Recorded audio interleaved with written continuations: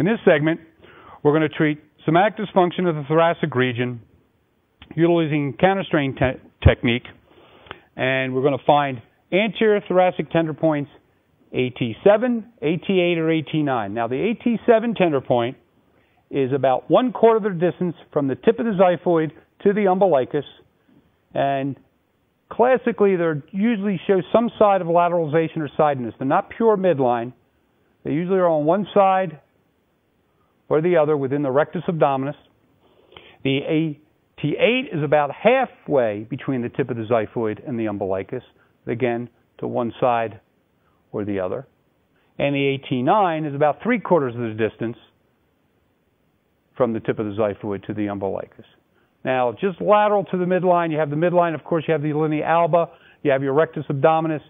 If you found a tender point even further laterally, might be associated with the external or internal oblique, as well as the transversus abdominis. So let's look for a tender point either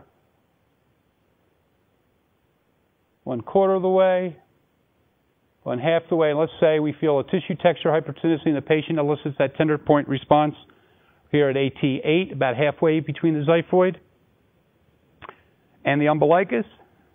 And we're going to have our patient just relax his arm on here.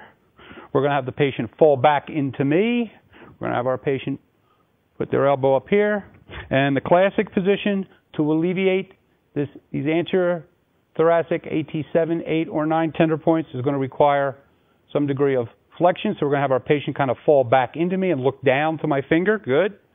And then we're going to have to side bend toward or try to translate the body toward to feel the softening of the tissue under my finger and some fine tuning and rotation away, and to feel the softening of the tissue with side bending toward, rotation away. There's a nice soft.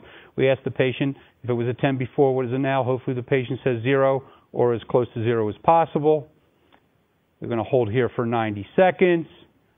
And remember, the amount of pressure used with the palpating finger is just enough pressure to blanch the nail bed of the finger. So we'll find a nice and softening here after 90 seconds.